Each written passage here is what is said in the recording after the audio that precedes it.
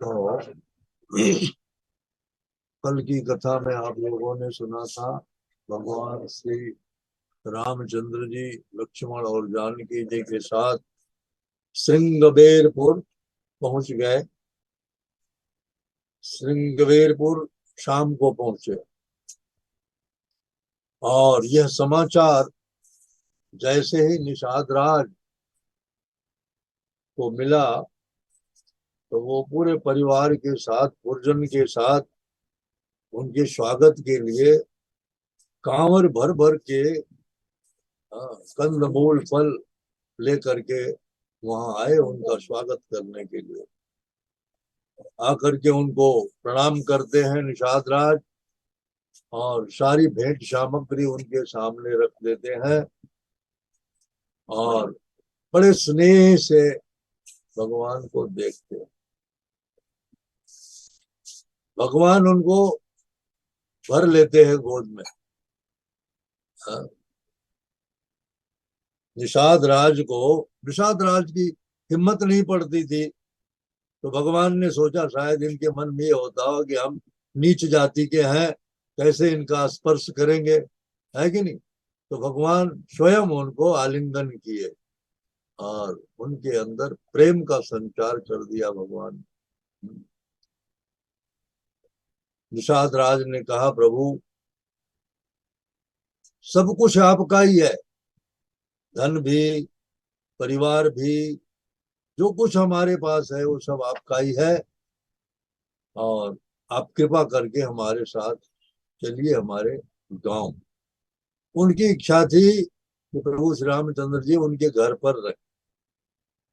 इसलिए भगवान ने जब उनका समाचार पूछा कैसे हो, तो कहा आपका चरण कमलों का दर्शन हुआ, जो कुछ अंदर था, कोई व्यथा भी थी, तो वो सब कुछ दूर हो गया। आज मैं भाग्यवान हो गया, भाग्यवानों में मेरी गणना होने लगी, मुझे लोग भाग्यवान समझने लगे।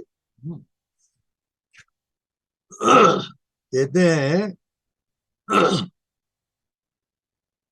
कृपा करिय पुर धारी पाओ, हे नाथ आप कृपा करिए और हमारे गांव में चलिए।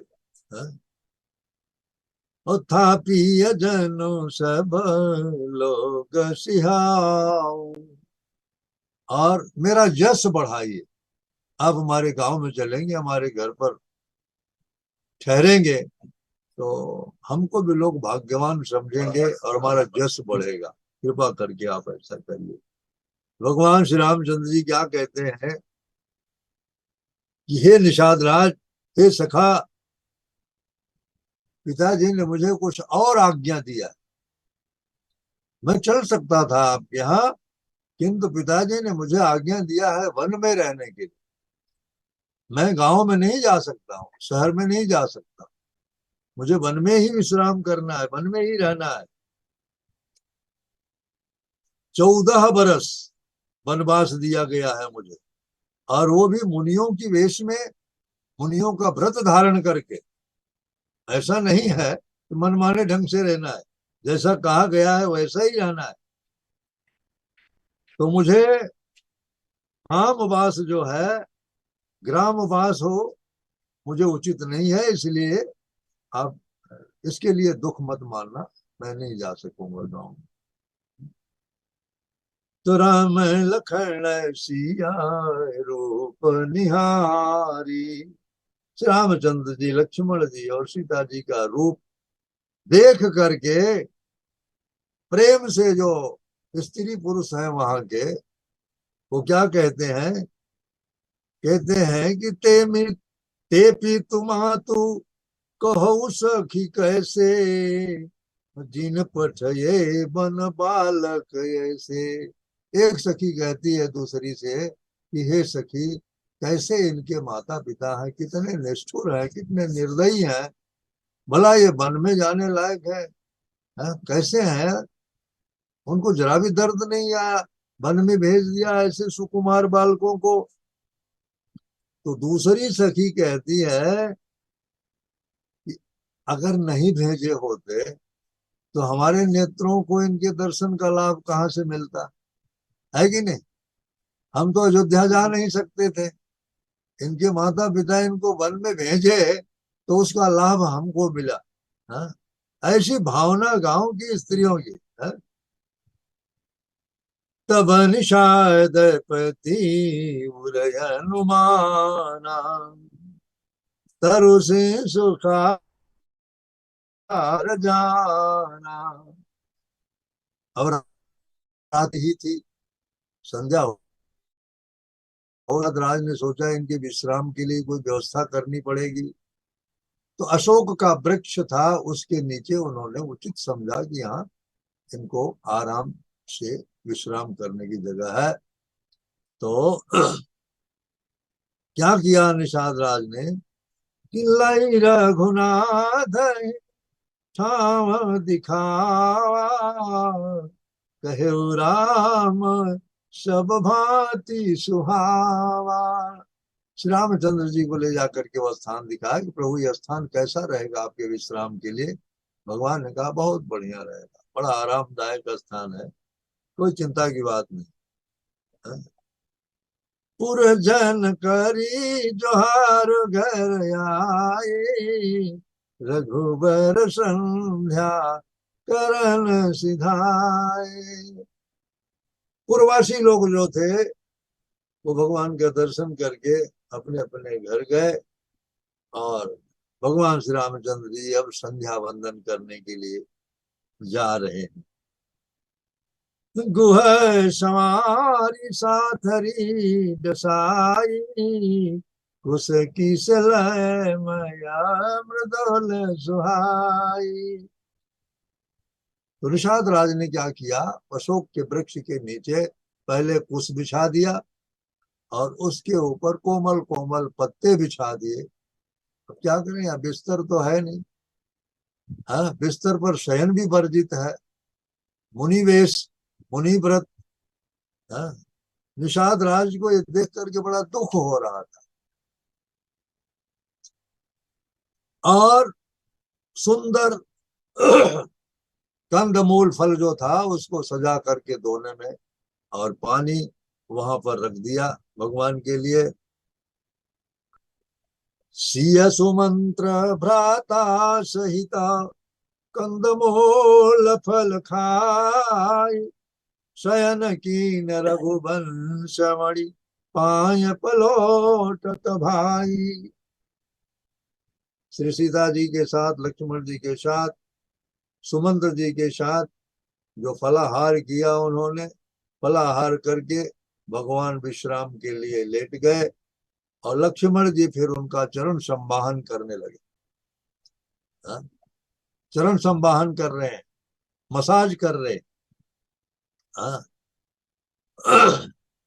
तो उठे लखन प्रभु सोवत जानी, कही सच वही सोवो मृदुबानी। जब भगवान को देख लिया उन्होंने कि अब ये सो गए हैं, तब लक्ष्मण जी वहां से उठे और सुमंत जी को भी बोले अब आप भी विश्राम कर लीजिए। सुमंत जी को दशरथ जी से कम सम्मान नहीं देते थे लोग, बहुत नजदीकी थे वो। कछुक दूरी सजबान सरासन, जागन लगे बैठी वीरासन। तो लक्ष्मण जी थोड़ी थोड़ी सी दूर पर, यानी जहां से भगवान अच्छी तरह से दिख रहे हैं, थोड़ी दूर जाकर के वीरासन से बैठ गए, धनुष पर बाण चढ़ा करके जागने लगे। भगवान की रक्षा में थे और 14 बरस भगवान के साथ रहे। लक्ष्मण जी कभी सोए नहीं, नहीं सोए कभी। नींद नारी भोजन परिहरई, 12 बरस तासु कर्म रही। जब लक्ष्मण जी ने वध किया मेघनाथ का और उसकी भुजा लंका में गई, तो सुलोचना सती जो थी वो कहती कौन ऐसा तपस्वी है जिसने हमारे पति का वध किया। हाँ, क्योंकि ये जो शर्त है, 14 बरस जो नींद नारी और भोजन का त्याग करेगा वही मेघनाथ को मार सकता था, दूसरा कोई। 14 वर्ष लक्ष्मण जी सोए नहीं, न कुछ खाए, ऐसी तपस्या की। लक्ष्मण जी जागने लगे वहां वीरासन से बैठकर, और पास में ही निषाद राज भी बैठ गए उनके थोड़ी दूर पर। तो आप लखन पही बैठे बुझाई, कटी भाती सर चापो चढ़ाई। निखात राज भी सोए नहीं, निखात राज भी तरकस का बांध लिए और धनुष पर बाण चढ़ा करके लक्ष्मण के पास बैठ गए। हाँ, वो भी पहरा देने लगे।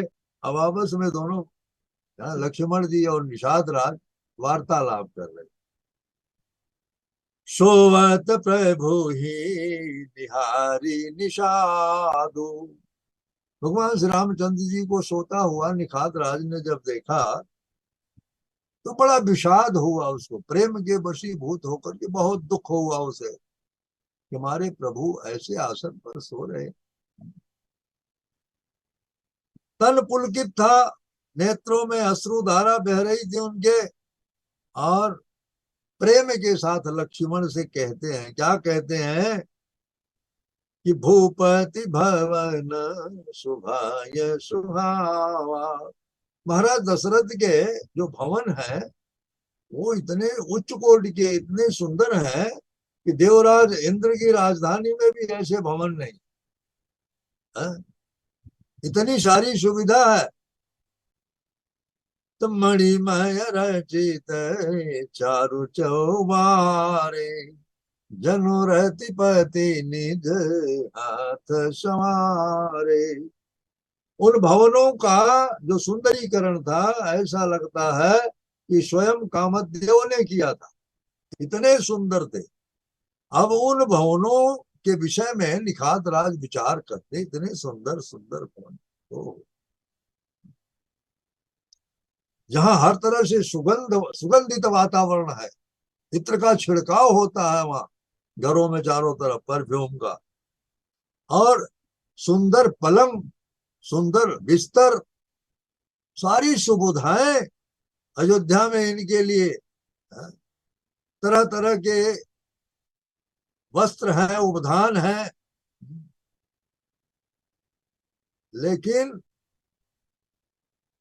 वहां जो शयन करते थे भगवान श्री रामचंद्र जी, लक्ष्मण जी और सीता जी, आज वो सब सुख सुविधा त्याग कर यहाँ कुश की साथरी के ऊपर सो रहे। यह देख कर कि निषाद राज को बहुत ही दुख हुआ। कितने सिय राम साथरी सोए। इतनी सुंदर व्यवस्था अयोध्या में थी जिनके लिए वो आज कुश के आसन पर, कुश के बिछौने पर, पत्तों के बिस्तर पर सो रहे हैं। क्या कहें, थके हुए,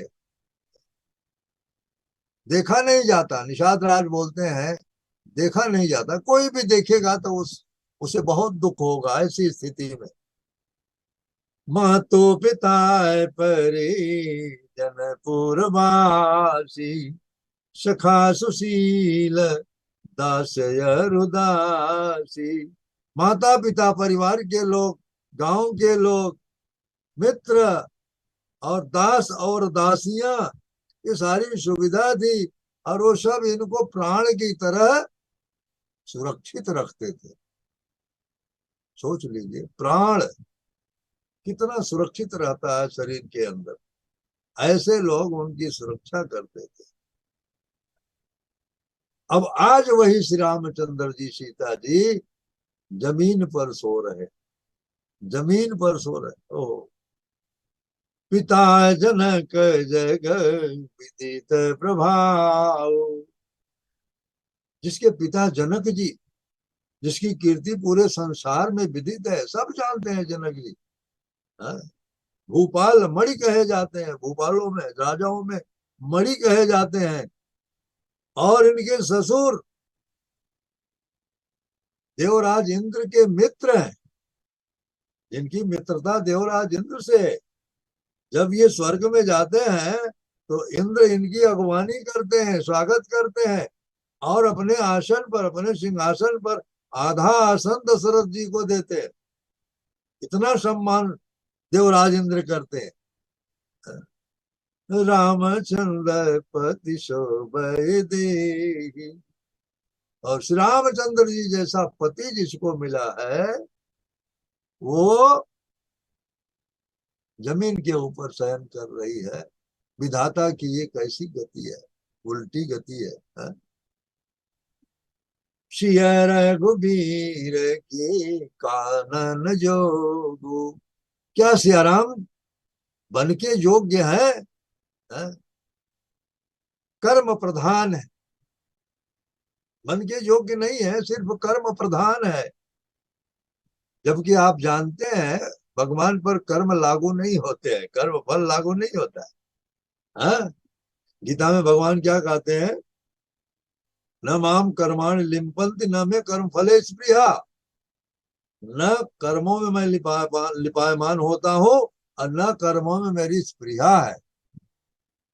किंतु भगवान श्री रामचंद्र जी यहाँ पर मनुष्य रूप में अवतरित हुए हैं और मनुष्य लीला कर रहे हैं, इसलिए ऐसा कहा जा रहा है कि सब कर्म कर्म की गति है, कर्म प्रधान है और कुछ नहीं। लोग सत्य ही कहते हैं।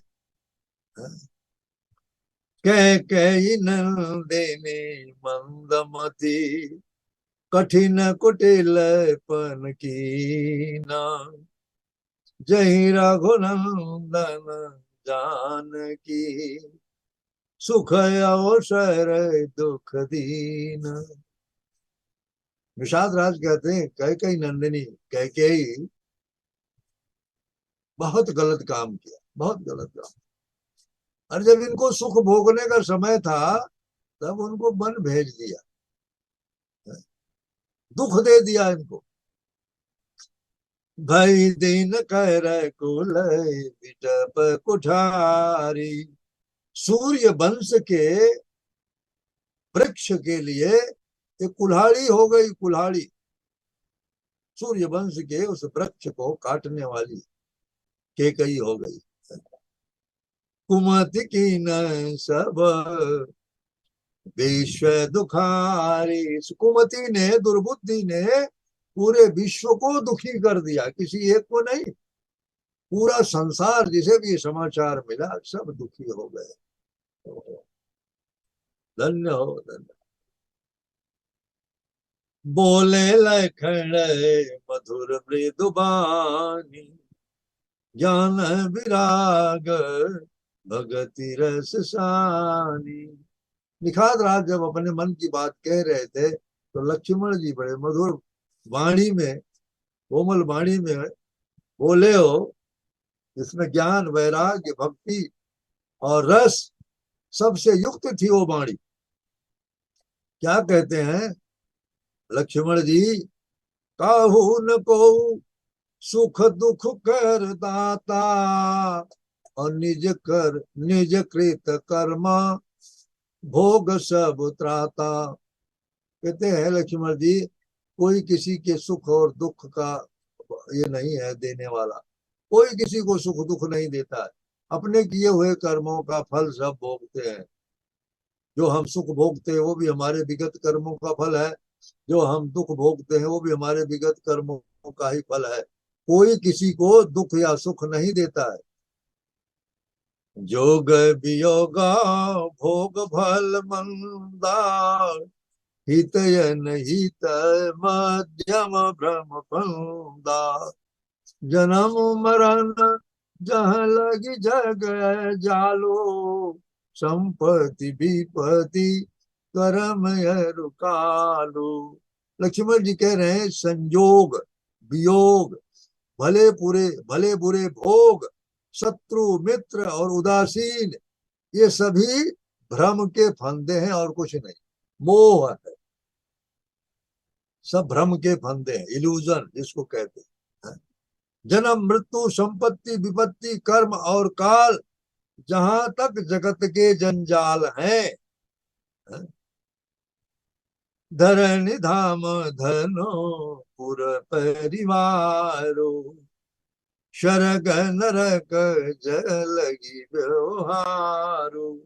धरती, घर, धन, नगर, परिवार, स्वर्ग और नरक आदि जहां तक व्यवहार है, देखी असोनिया गुनी मन माही, मोह मूल परमारथ नाही। देखने, सुनने और मन के अंदर विचारने में आते हैं सब। ये सब सब सब क्या है? मोह, मोह के मूल है। मोह सकल व्याधिन कर मूला, ताही ते उपजे सब सूला। मोह निशा सब सो अनिहारा, देखई स्वप्न अनेक प्रकारा। ये मोह जो है, यही सारे दुख का कारण है। और मोह रूपी रात्रि में लोग सो रहे हैं, नाना प्रकार के स्वप्न देख रहे हैं।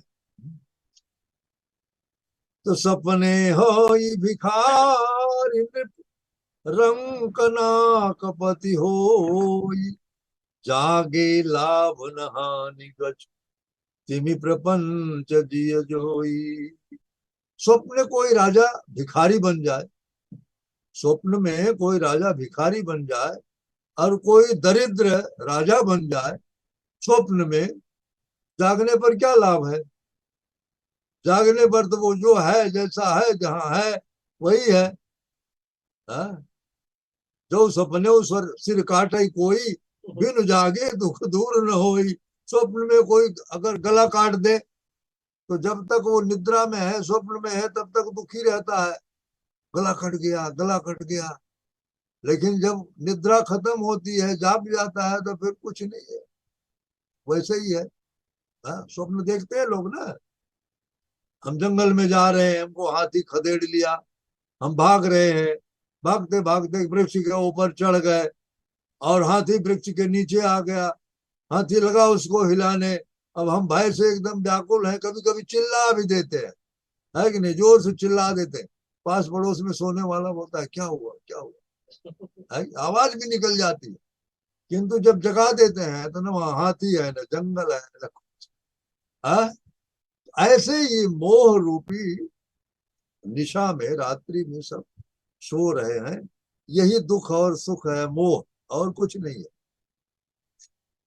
तो अस विचारे नहीं कीजिए रोषु, कहते हैं मित्र, ऐसा सोच करके आप क्रोध मत करिए किसी के ऊपर। है? किसी को दोष देने की कोई जरूरत नहीं, कोई आवश्यकता नहीं है। सब मोह रूपी रात्रि में सो रहे हैं, नाना प्रकार के स्वप्न देख रहे हैं। यही जग जामिनी जागहि जोगी। इस संसार में योगी जागते हैं, योगी। या निशा सर्वभूतानाम तस्याम पश्यंत, तस्याम जागृति। हाँ? मुनि लोग जो जागते हैं, जो लोग संसारिक लोगों के लिए जो रात्रि है, उसमें योगी लोग जागते हैं। और जो संसारी लोगों के लिए दिन है, उसमें योगी लोग सोते हैं। उल्टा प्रपंच है सब। संसारी लोग जब सोते हैं तो योगी जागते हैं, और संसारी लोग जब जागते हैं तो योगी सोते हैं, ऐसा। और आप जीव को जागता हुआ तब कह सकते हैं जब उसके अंदर से विषय जो है निकल जाए। जानिए तब ही जीव जग जागा। इसलिए महाप्रभु क्या कहते हैं? जीव जागो, जीव जागो, गोरा चांद बोले, को तो निद्रा जाओ, माया पिशाचीर को ले। जीव जागो, जीव जागो, गोरा चांद बोले। महाप्रभु कहते हैं जीव जागो। निद्रा जो पिशाचिनी है, इसकी गोद में कब तक सोते रहोगे? जागो। तो जब जीव जागता है, मतलब जब वो भगवान की भक्ति में लग जाता है, भगवान का चिंतन करने लगता है, भगवान की तरफ अपना रुख कर लेता है, भगवान की शरण में आ जाता है, तब समझ लीजिए कि वो जाग रहा है, अन्यथा तो वो सो ही रहा है। होई विवेक मोह ब्रह्म भागा, तब रघुनाथ चरण अनुरागा। जब विवेक उत्पन्न होता है, विवेक का मतलब सत और असत दोनों की पहचान जब करने के योग्य जीव हो जाता है, और भ्रम दूर निकल जाता है, मोह दूर निकल जाता है उसके अंदर से, तब भगवान के चरणों में उसका प्रेम होता है। और जब तक भ्रम और मोह रहेगा अंदर, तब तक भगवान के चरणों में प्रेम नहीं होता है। सखाय मरय मैं परमारथ ये हो, मन क्रम बचन राम पद लेहु। हे मित्र, परमार्थ परमार्थ यही है कि मन से, कर्म से, वाणी से भगवान के चरणों में प्रेम हो, यही परमार्थ है, और कुछ नहीं। परम अर्थ, परम अर्थ क्या है? कैसे हम भगवान के धाम पहुंचेंगे, कैसे आवागमन से मुक्त होंगे, यही परमार्थ है, परम धर्म है। राम ब्रह्म परमारथ रूपा। श्री रामचंद्र जी ब्रह्म है, परमार्थ के रूप है। अभिगत लख अनादि अनुपा। इनके पास तक पहुंच नहीं है लोगों की, अलख है, दिखते नहीं है, अनादि है, सबके आदि है, अनूप है, किसी चीज से उपमा नहीं दी जा सकती इनकी, सकल संपूर्ण विकार से रहित है, भेदभाव नहीं है इनके। नेति नेति, वेद क्या कहते हैं? नेति नेति, न इति, इनका अंत नहीं है, कोई पहुंच नहीं सकता इनके ओरिजिन तक, कहां से इनकी शुरुआत है। आप ब्रह्म संहिता में पढ़ते हैं ना, ईश्वर परमा कृष्ण सच्चिदानंद विग्रह अनादिरादिर गोविंद सर्व कारण कारणम, ये अनादि है। भगत भूमि भू सुर सुर भी, सुरहित लागी कृपाल, करत चरित धरि मनुज तनु, सुनत मिटहि जग जाल। ये मनुष्य रूप में अवतार लिए हैं, क्यों लिए हैं? भक्तों के लिए, भूमि का भार हरण करने के लिए, ब्राह्मणों के कष्ट का निवारण करने के लिए, गायों के कष्ट का निवारण करने के लिए, देवताओं के कष्ट का निवारण करने के लिए मनुष्य रूप में अवतरित हुए हैं ये। और इनकी लीलाओं का स्मरण करके, श्रवण करके इस जग के जंजाल से जीव मुक्त हो सकता है। भगवान अवतार लेते हैं भक्तों के लिए, असुरों का वध करना तो उनके लिए मामूली बात है। भ्रिकुटी विलास सृष्टि लय होई, जिसकी भ्रिकुटी भौं टेढ़ी हो जाए तो सृष्टि खत्म हो जाए, वो असुरों को वध करने के लिए थोड़ी अवतरित होगा।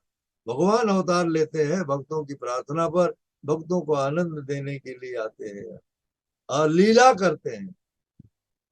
उन लीलाओं का स्मरण करके, श्रवण करके, कीर्तन करके भव सागर से भक्त लोग पार हो जाते हैं। सखाय समूझे यस परिहरि मोह। हे मित्र, ऐसा समझ करके मन में आप मोह जो है आपके अंदर, उसको निकाल दीजिए। सिया रघुबीर चरण रत हो। श्री सीता जी और श्री रामचंद्र जी के चरणों में अपना प्रेम लगाइए, प्रेम उत्पन्न करिए और मोह को अपने अंदर से निकाल दीजिए।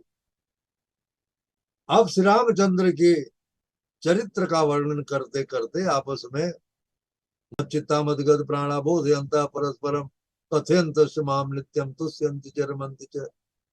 हाँ, दोनों ही भगवान के भक्त हैं, आपस में भगवत चर्चा करते रात्रि बीत गई, सुबह हो गई। हाँ?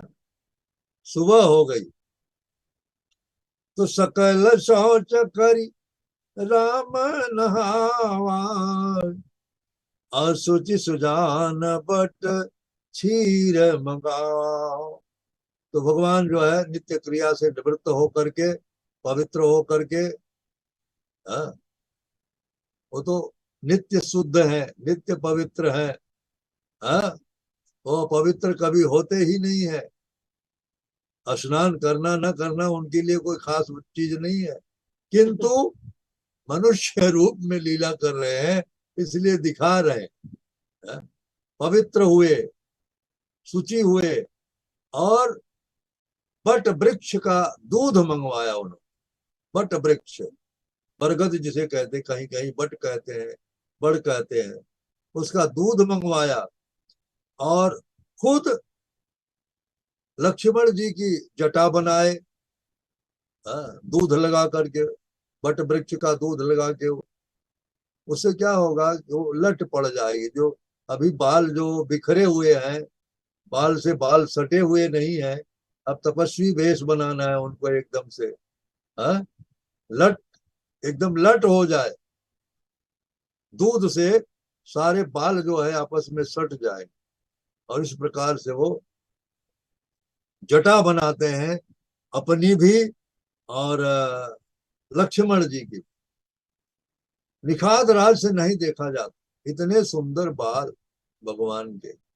अब उसमें बट वृक्ष का दूध लगा करके उसमें जटा बनाई जा रही है, तो उनको देख करके नेत्रों में आंसू आ जाते हैं निखाद राज के, कि हे प्रभु।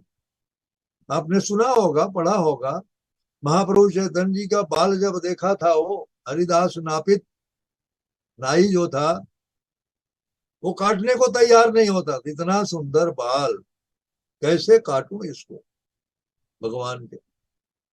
भगवान बोले काटो, जल्दी काटो, विलंब हो रहा है, मुहूर्त निकल जाएगा संन्यास का। है?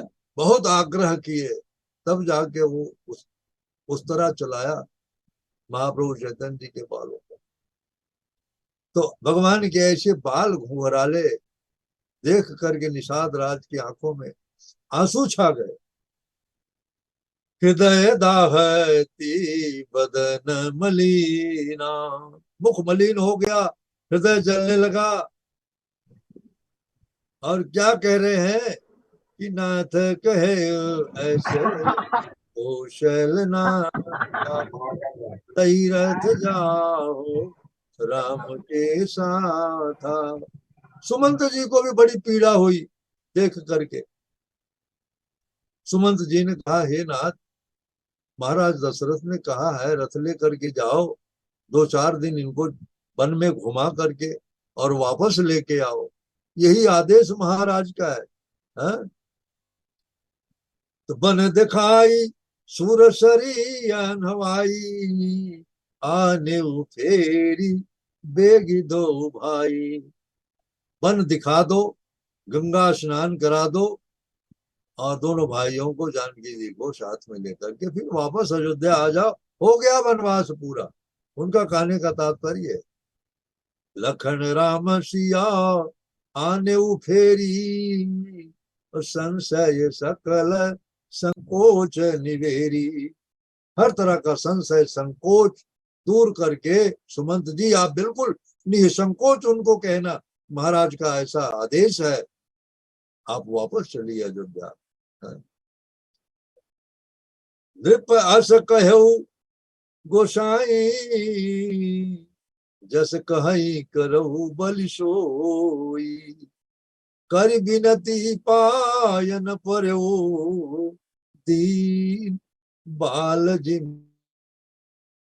शरद ने तो ऐसा कहा है, अब आपकी जो इच्छा हो, बरजोरी तो कर नहीं सकते, फोर्स नहीं कर सकते उनको कि नहीं आप चलिए चलिए वापस। महाराज का आदेश है, और आपकी जैसी इच्छा हो, कहकर वो चरणों में गिर पड़े और बच्चों की तरह फूट फूट कर रोने लगे। कौन? सुमंत जी। जब रोने लगे तो भगवान श्री रामचंद्र जी क्या कहें, तात कृपा कर कीजिए सोई, जाते अवध अनाथ न होई। सुमंत जी कह रहे हैं, हे तात ऐसी कृपा कीजिए कि अवध जो है अनाथ न हो। अब ये वन में जा रहे हैं तो अवध तो अनाथ हो ही गया है, अगर वापस आ जाते हैं तो अवध फिर सनाथ हो जाता है। फिर से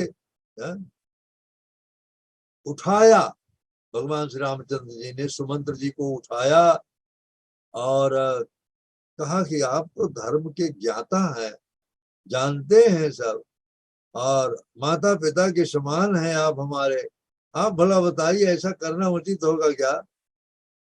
भगवान कह रहे हैं उनको, शिवि दधि च हरिचंद नरेशा, सहे धर्म हित कोटि कलेशा।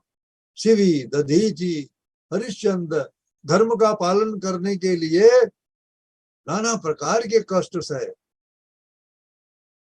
विस्तार से कहा जाए तो शिवी अपने शरीर का मांस काट काट करके दे दिए थे कबूतर को बचाने के लिए। दधी जी महाराज ने अपनी हड्डी दे दिया था वृत्रासुर को मारने के लिए, वज्र बना था उससे। हरिश्चंद्र डोम के हाथ में बिक गए थे। धर्म के लिए इतना कष्ट उन्होंने सहा है, और उसी परिवार में हम, उसी कुल में, रघुवंश में मैं। रंतिदेव की बात बताई भगवान ने, नाना प्रकार के कष्ट इन्होंने सहे हैं। तो धर्म न दूसर सत्य समाना, धर्म के समान, सत्य के समान दूसरा कोई धर्म है ही नहीं जगत। धर्म और रक्षति रक्षित, जो अपने धर्म की रक्षा करता है धर्म उसकी रक्षा करता है। धर्मम तो साक्षात भगवत प्रणीतम, और धर्म भगवान, धर्म की स्थापना भगवान ने की। तो मैं सोई धर्म सुलभ करि पावा, तजेति हो पुर अपजस छावा। वही धर्म मुझे मिला है, उसकी रक्षा करने के लिए वही दायित्व मिला है, वही जिम्मेदारी मिली है। तो आप बताइए, उस धर्म को अगर हम त्याग देते हैं तो पूरे संसार में अपजस ही मिलेगा और कुछ नहीं मिलेगा। लोग क्या कहेंगे। संभावित कहूं अपजस लाहू, मरण कोटि सम दारुण दाऊ। और एक प्रतिष्ठित व्यक्ति के लिए अपजस, अपकीर्ति जो है वो मृत्यु के समान है। किसी सम्मानित व्यक्ति का अपमान हो जाए, उसकी कीर्ति को धब्बा लग जाए, तो वो उसके लिए मृत्यु के समान है। तुम सन तात बहुत काय कहूं, हे तात आपसे मैं बहुत क्या कहूं। अगर उत्तर प्रत्युत्तर आपके साथ करता हूं तो अनुचित होता है, मर्यादा के खिलाफ होता है। आप पिता के समान है, आप इतने में ही समझ लीजिए, बड़ा पाप होगा हमको। पितु पैद गही कही कोटि नति, विनय करब कर जोरी। चिंता कवन्यू बात कही, तात करिय जनि मोरी। सुमंत जी से कहते हैं, बार बार आप पिताजी के चरणों में गिर करके उनसे प्रार्थना करना कि आप श्री रामचंद्र जी के लिए, लक्ष्मण जी के लिए या सीता जी के लिए किसी प्रकार की कोई चिंता मत करिए। तुम पुनि पितु सम अति हित मोरे, विनती करऊं तात कर जोरे। सब विधि सोई कर्तव्य तुम्हारे, दुख न पाव पितु सोच हमारे। और आप पिता के समान ही है, और आप भी ऐसा कुछ कार्य करना जिसे पिताजी को किसी प्रकार का कोई कष्ट न हो। सुनि रघुनाथ सचिव संवादो, अभयो सपरिजन विकल विषादु। निषादु, निषाद राज को बड़ा दुख हुआ। श्री रामचंद्र जी और सुमंत्र जी का संवाद सुनकर के निषाद राज को बहुत दुख हुआ। फिर कुछ लक्ष्मण जी ने कटु शब्द बोल दिए। ऐसा प्रसंग था, वार्तालाप चल रहा था, उसी में लक्ष्मण जी ने कुछ कटु शब्द बोल दिए। भगवान श्री रामचंद्र जी ने उनको मना किया, नहीं खबरदार, ऐसा शब्द नहीं बोलना चाहिए, मर्यादा के खिलाफ है। डांट दिया उनको, कहा चुप रहो। सकुच राम ने जय शपथ दिवाई। श्री रामचंद्र जी सुमंत्र जी को शपथ अपनी दिलाई, आपको मेरी कसम है, मेरी शपथ है, ऐसा कुछ आप पिताजी से मत कहना। लक्ष्मण ने जो कह दिया, ऐसा कुछ आप पिताजी से मत कहना। जाकर के वहां कहे सुमंत्र पुनि भूप संदेशो, सही न सकी सिया विपिन कलेशु। श्री दशरथ जी ने कहा है, सुमंत जी अब दशरथ जी का संदेश सीता जी के लिए सुना रहे हैं। तो उन्होंने कहा है कि सीता बन के क्लेश को नहीं सह पाएगी,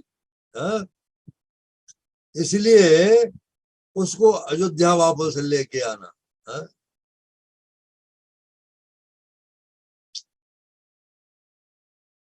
यही विधि अवध आव फिर सिया, होई रघुबर ही तुम्हें करनिया। जिस प्रकार सीता वापस आवे अयोध्या, वही करना। न तरु निपट अवलंब विहीना, और मैं न जियब जिमि जल बिनु मीना। अगर सीता वापस नहीं आएगी तो मेरी स्थिति क्या होगी? जैसे जल के बिना मछली मर जाएगी, जल सूख गया तो मछली मर जाती, वैसे ही मैं नहीं जिंदा रह सकता हूं, मैं जीवित नहीं रह सकता हूं। किसी भी प्रकार से उसको वापस ले आए। कह रहे हैं सुमंत जी जानकी जी से कि मैं के ससुर सकल सुख, जब ही जहां मन भाव, तह तब रही सुखे नसिया, जब लगी विपत्ति बिहाना। 14 बरस की बात है, विपत्ति 14 बरस ही रहने वाली है, इसके बाद नहीं। तो 14 बरस का समय जो आपके लिए है, चाहे आप मैके में रहो, चाहे ससुराल में रहो, जहां आपकी इच्छा हो वहां रहो, कहीं भी किसी प्रकार की कोई तकलीफ नहीं है। महाराज ने बहुत विनती किया है। तो पितु संदेश सुनि कृपा निधाना, सियहि दीन सीख कोटि विधाना। तो महाराज दशरथ का संदेश जब सुमंत जी ने सुनाया सीता जी को, तो भगवान श्री रामचंद्र जी सीता जी को बहुत समझाए, बहुत तरह से समझाए। चले जाओ, अभी भी कुछ बिगड़ा नहीं है, क्या कुछ बिगड़ा नहीं है, अभी भी चले जाओ अयोध्या। तो सासु ससुर गुरु प्रिय परिवारो, फिर सब कर मिठई खवारो। सासु ससुर परिजन परिवार गुरु सबका दुख दूर हो जाएगा यदि तुम अयोध्या वापस चली जाती हो। सुनी पति बचन कहती भय देही। भगवान श्री रामचंद्र जी ने जब कहा तो सीता जी क्या कहती हैं? सुनिए, प्रभु करुणा में परम विवेकी, और तनु तजी रहती छाह की मीरो की। आप करुणामय है, विवेकवान है। अब आप भला बताइए कि शरीर त्याग करके परछाई रुक सकती है क्या? शरीर है तभी तो परछाई रहेगी, शरीर ही त्याग दे तो परछाई कहाँ रुकेगी? प्रभा जाई कह भानु बिहाई। सूर्य का प्रकाश सूर्य को छोड़ करके कहाँ जा सकता है? चंद्रमा की चांदनी चंद्रमा को छोड़ करके कहाँ जा सकती है? इस प्रकार से उत्तर दे रही है सीता जी अपने पति को। पति ही प्रेम में विनय सुनाई, कहती सचिव हसन गिरा सुहाई। इस प्रकार प्रेम में विनती करके भगवान श्री रामचंद्र जी से सुमंत जी से सीता जी कहती है कि तुम पितु ससुर सरी सहितकारी, आप हमारे हितैषी हैं, हित चिंतक हैं, हमारे ससुर की तरह हैं। अगर मैं आपको कुछ जवाब देती हूँ तो उचित नहीं है। समय प्रतिकूल था इसलिए आपके सामने मुझे होना पड़ा, नहीं तो मैं आपके सामने भी नहीं हो सकती, है कि नहीं? तो बहू ससुर के सामने जाकर के खड़ी होकर उनसे वार्तालाप करे, मर्यादा का उल्लंघन होता। इसलिए जानकी जी कह रही है कि आप ससुर के समान हैं, समय ठीक नहीं था इसलिए मुझे आपके सामने होना पड़ा, क्षमा करना आप है? तो आरती बस सन्मुख भयऊ विलग्न मानवतात, अरज सुत पद कमल बिनु पादि जहां लगिनात, पेतु वैभव विलासमय दीथा, नृपमणि मुकुट मिलित पद पीठा, सुख निधान यस पितु गृह मोरे, पिय विहीन मना भावन भोरे। ससुर के यहाँ भी हमको सारी सुविधाएं हैं, पिता के यहाँ भी सारी सुविधाएं हैं, किसी प्रकार की कोई कमी नहीं है, लेकिन अपने प्रियतम अपने प्राणनाथ के बिना हमको कहीं भी अच्छा नहीं लगेगा, कहीं भी कोई भी स्थान सुखद नहीं होगा, इसलिए आप क्षमा करें।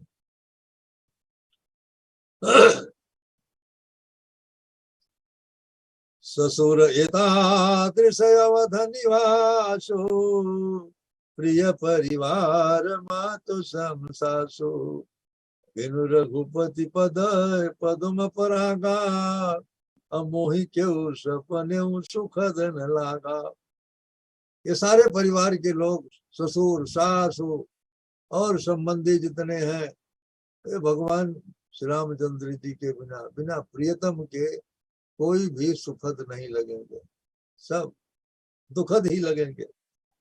तो अगम पंथ बन भूमि पहारा, करके हरिशर शरिशय पारा। जानकी जी कह रही हैं सुमंत्र जी को ताकि उनके मन में दुख ना हो, समझा रही है, यानी उनके दुख का निवारण कर रही, चिंता रही तो उनको बना रही है। आप चिंता मत करिए, बिल्कुल चिंता मत करिए।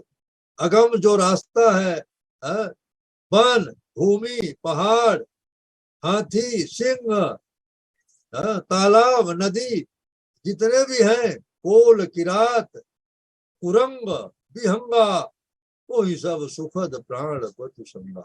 ये सारे जो हैं कि अगर मैं अपने प्रियतम के साथ रहूंगी, ये सब हमें सुख देने वाले हैं, कोई हमको दुख नहीं देगा। जिनको लोग सोचते हैं कि ये इनका इनकी आवाज सुन करके लोगों का धैर्य भाग जाता है, ये सब हमारी रक्षा करेंगे, हमारे लिए। आप विनती करके कहना कि मेरे लिए कोई चिंता नहीं करें, आप सुख से रहें, ऐसा जानकी जी ने उनसे कहा। प्राणनाथ प्रिय देवर साथा, और वीर धुरी न धरे धनुभा था। मेरे प्राणनाथ साथ में है, मेरे देवर साथ में है, हाँ श्रेष्ठ धनुधर, इनके समान संसार में कोई धनुर्धर नहीं है, हाँ? और मुझे थकान नहीं लगेगी, जरा भी किसी प्रकार का दुख मन में नहीं होगा। मेरे लिए आप बिल्कुल चिंता मत करना, भूल कर भी चिंता मत करना। सुनी सुमंत्र सिय शीतली बानी, भयउ विकल जनु फणि मणि हानि। सीता जी के शीतल वाणी को सुन करके सुमंत्र जी ऐसे व्याकुल हो गए जैसे बिना मणि के सर्प हो जाता है, ऐसे व्याकुल हो गए सुमंत्र जी। अब उन्हें कुछ सूझता नहीं है, अंध प्राय हो गए, जैसे उनके नेत्रों की ज्योति खत्म हो गई। करूं तो क्या करूं, कहां जाऊं, अयोध्या जाऊं तो कौन सा मुंह लेकर के जाऊं। महाराज ने कहा था वापस लेके आना, 4 दिन घुमा करके, हाँ? न कान से कुछ सुनाई पड़ता है, न आंख से कुछ दिखता है। व्याकुल हो गए सुमंत जी। तब भगवान श्री रामचंद्र जी ने उनको बड़ी सांत्वना दिया। हाँ, कहा ठीक है, कोई बात नहीं, आप जाइए, ज्यादा उत्तर प्रत्युत्तर करना ठीक नहीं है, आप जाइए।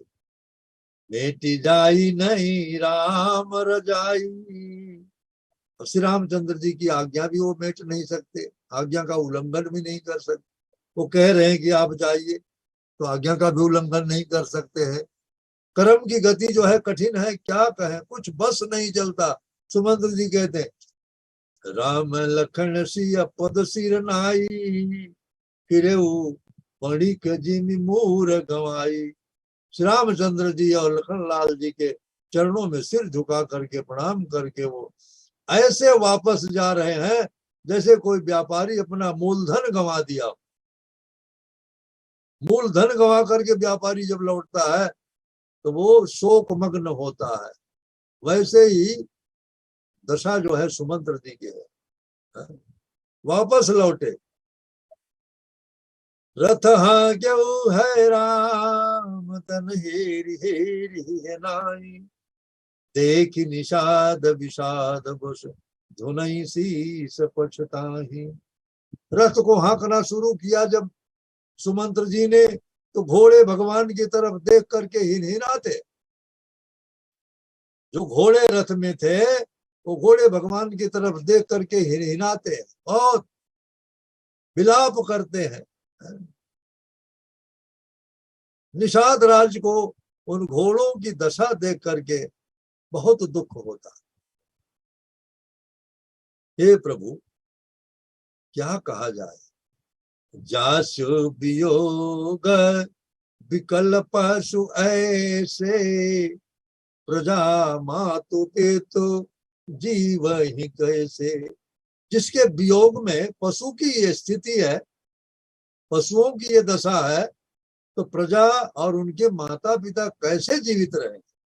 निषाद राज कह रहे हैं पर बस राम सुमंत्र पठाए, सुर सरि तीर आप तब आए। विवश करके सुमंत्र जी को भगवान ने वापस भेजा अयोध्या, और आप स्वयं गंगा जी के तट पर आ गए। कहाँ गए? गंगा जी के तट पर। अब गंगा जी के तट पर आए, चूंकि पार जाना है, 5-10 मिनट देर हो सकती है, केवट राम संवाद तक हम चलेंगे। आप लोग धैर्य धारण करके आनंद लीजिए। मांगी नवा न केवट आना, कही तुम्हार मरम हम जाना। भगवान श्री रामचंद्र जी ने केवट से कहा भैया नाव ले आओ, पार जाना है। नाव लेके केवट नहीं आता है, कहता है, क्या कहता है कि चरण कमल रज कह सब कही, मानो शिकरणी मोरी कछुअहि। आपके चरणों के रज के विषय में लोग ऐसा कहते हैं कि ये जिसका स्पर्श कर लेती है वो मनुष्य बन जाता है। सुना था उसने, अहिल्या जो गौतम ऋषि के श्राप से शिला बन चुकी थी, भगवान श्री रामचंद्र जी के चरण रज का स्पर्श पाते ही वो फिर से स्त्री बन गई। अब ये जो घटना थी पूरे विश्व में फैल गई थी, केवट को भी पता था। तो कह रहा है मैंने सुना कि आपके चरणों की जो रज है इसमें मनुष्य बनाने की कोई जड़ी है, मूल है। तो छुअत शिला भई नारी सुहाई, तो पाहन ते न काठ कठिनाई। जब पत्थर की शिला आपके चरण के स्पर्श से स्त्री बन गई, तो मेरी नौका तो पत्थर से भी कोमल है, काठ की है, ये तो बहुत जल्दी बन जाएगी। मान लीजिए अगर ये स्त्री बन गई रास्ते में, तो हम क्या करेंगे बताइए। धरणी मुनि घरणी हो जाए, तो बाट परे मोर नाव उड़ाई, आपको बैठा लूं मैं और रास्ते में ही ये स्त्री बन गई, उड़ गई, तब मैं क्या करूंगा? हा? बड़ी विडंबना है। यही प्रतिपालो सब परिवारों, और नहीं जानो कछु और कबारू। मेरा और कोई व्यवसाय नहीं, और कोई धंधा नहीं है, व्यापार नहीं है, इसी पर मेरा पूरा परिवार निर्भर है, और कुछ नहीं कर सकता हूं मैं। केवट कहता है, पात भरी सहरी सकल सुत बारे बारे, केवट की जाति कछु भेद न पढ़ाई हो। मैं केवट हूं, कोई ब्राह्मण नहीं हूं। वेद पाठ करूंगा, पूजा पाठ करूंगा, हाँ, यही मेरा व्यवसाय है। गौतम की तरनी जो घरनी, गौतम की तरनी जो, गौतम की घरनी जो तरनी तरेगी मेरी, तो प्रभु से निखाद होई के बात ना बढ़ाई हो। मैं मल्लाह हूं, नीच जाति का हूं।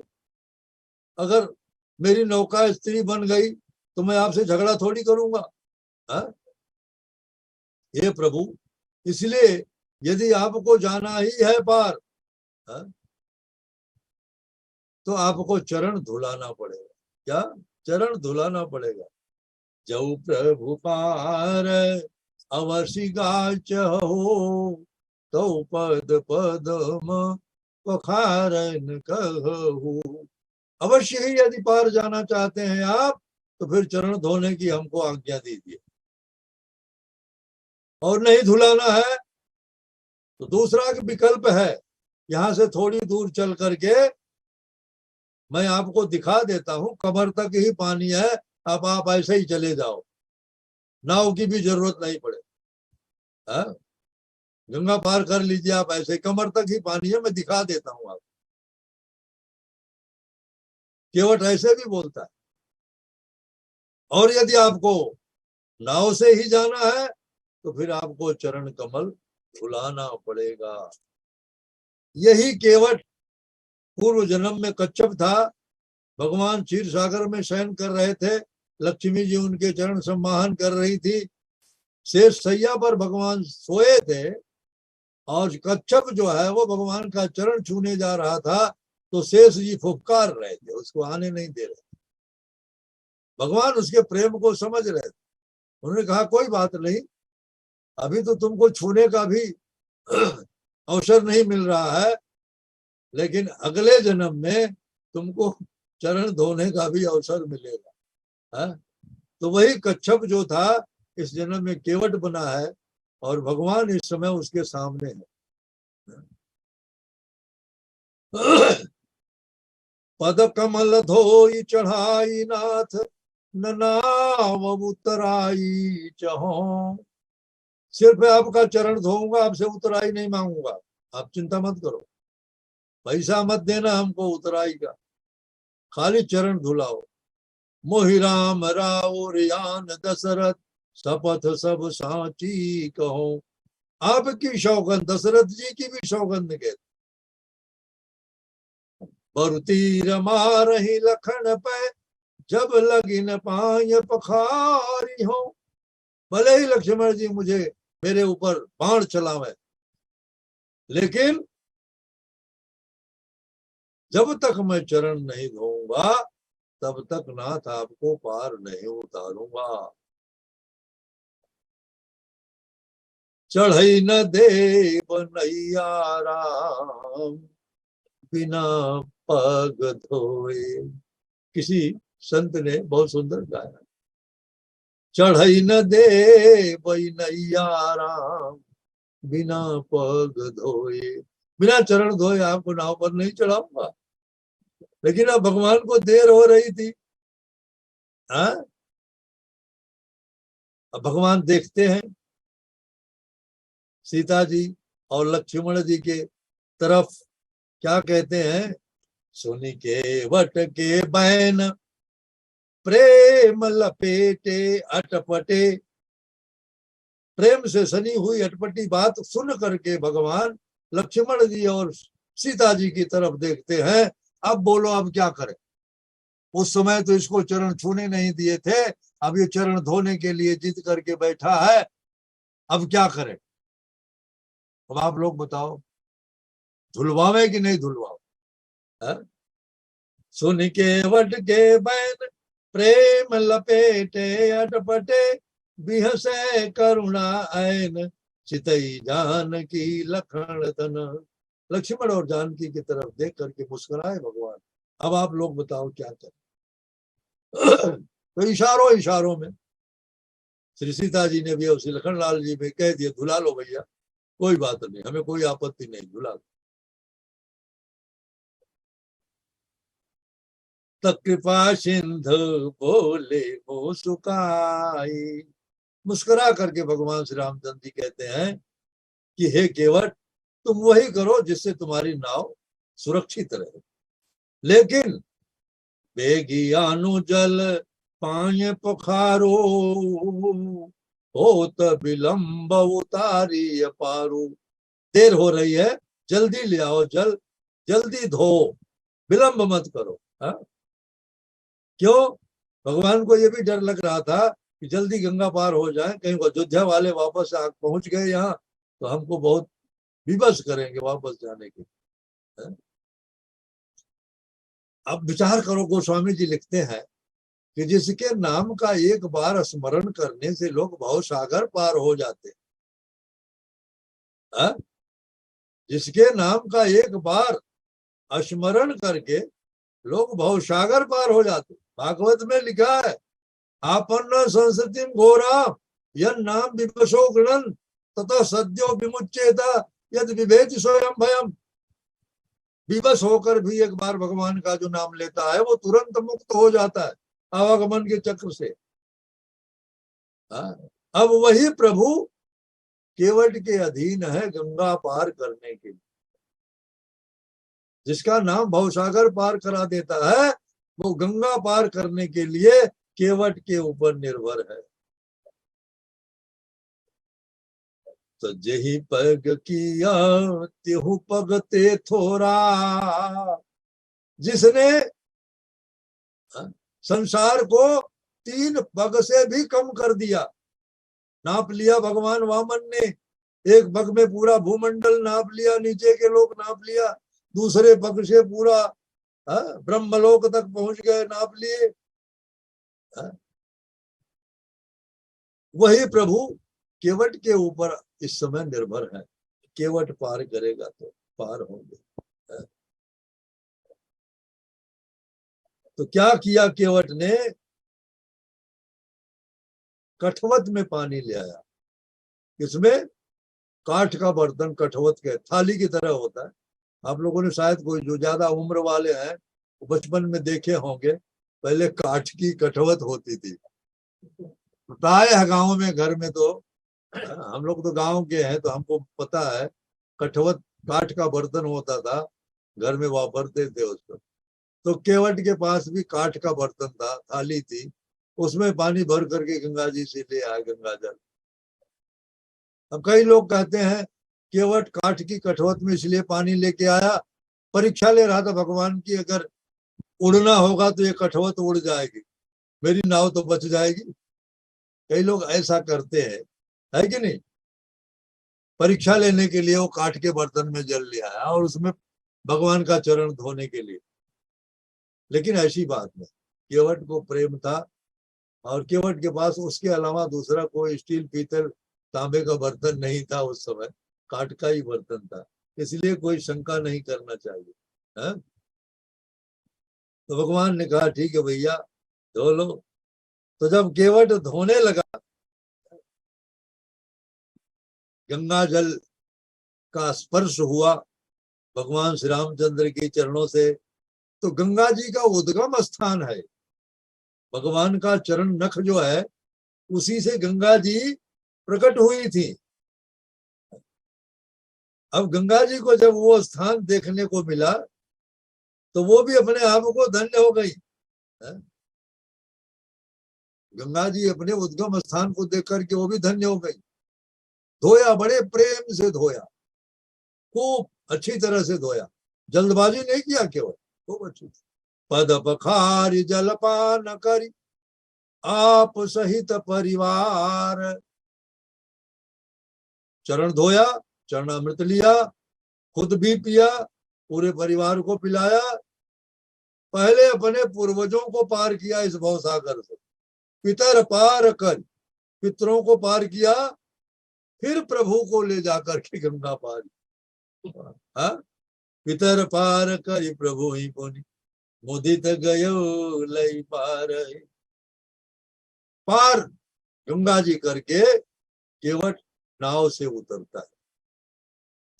उतरी ठाड़ भये सुर शरीरेता। गंगा जी के रेत पर उतर करके श्री रामचंद्र जी, लक्ष्मण जी, सीता जी और निखाद राज खड़े हुए। तो केवट उतरी दंडवत की नाम। केवट उतर करके साष्टांग दंडवत किया भगवान श्री रामचंद्र जी को। तो प्रभु श्री राम के मन में थोड़ा संकोच हुआ कि उतराई भी तो देनी चाहिए, नाव से पार किया है तो ऐसा विधान है कि नाव से पार करे तो उतराई देना चाहिए, नहीं तो ऋण रह जाता है। लेकिन अब दे तो क्या दे, अयोध्या से चले थे तो उनके पास था क्या? 14 बरस राम वनवासी, तापस बेश विशेष उदासी। विशेष उदास तो वहां से चले हैं, जेब में तो कुछ है नहीं, बटुआ है नहीं, तो अब केवट को दें तो क्या दें? सिया पिया ही की जान निहारी। देखिए, पतिव्रता स्त्री अपने पति के हृदय की बात समझ लेती, समझ ली। माता सीता समझ ली प्रभु को क्या चाहिए। अपने हाथ की अंगूठी जो है निकाल करके पकड़ा दिया श्री रामचंद्र जी, और हाथ में जब अंगूठी आई तो उनको भी थोड़ा साहस हो गया, भाई हमारे पास भी कुछ देने के लिए है। तो कहे कृपाल ले उतराई। तो भगवान ने कहा, ए भाई उतराई ले लो। जैसे उन्होंने कहा उतराई ले लो, तो गिर पड़ा चरणों में, पकड़ लिया, व्याकुल होकर के चरण पकड़ लिया। क्या कहता है कि बहुत काल में दीन मजूरी, बहुत वर्ष निकल गए हमको ये धंधा करते, मजदूरी करते, आज दीन विधि मोहि भली पूरी। सारे जीवन की कमाई, सारे जीवन की मजदूरी मुझे आज मिल गई। अब कछु नाथ न चाहिए मोरे, दीन दयाल अनुग्रह तोरे। हे प्रभु, अब कुछ भी बाकी नहीं है, आपकी कृपा से सब कुछ मिल गया। फिर ती बार नाथ जो देवा, अशो प्रसाद में सिर धरि लेवा। वापसी में आप जो कुछ देंगे वो मैं प्रसाद स्वरूप अपने मस्तक पर रखूं। केवट बहुत चालाक, सोच रहा है कि वापस लौटेंगे जब वन से तो इसी रास्ते से आवे, उतराई बाकी रहेगी तो देने के लिए इसी रास्ते से आएंगे, मुझे फिर मौका मिलेगा इनको पार उतार। बहुत कीन प्रभु लखन सिया, नहीं कछु केवट ले। बहुत कोशिश किया लक्ष्मण जी ने भी, सीता जी ने भी, श्री राम जी ने भी, ले लो भैया, ले लो, ले लो, कोई बात नहीं, ले लो। लेकिन कुछ नहीं लिया। नहीं, जब कुछ नहीं लिया तब भगवान क्या करते हैं? विदा की न करुणा यतन, भक्ति विमल भर दे। तो एकदम निर्मल भक्ति, शुद्ध भक्ति का वरदान दे करके केवट को भगवान ने विदा किया।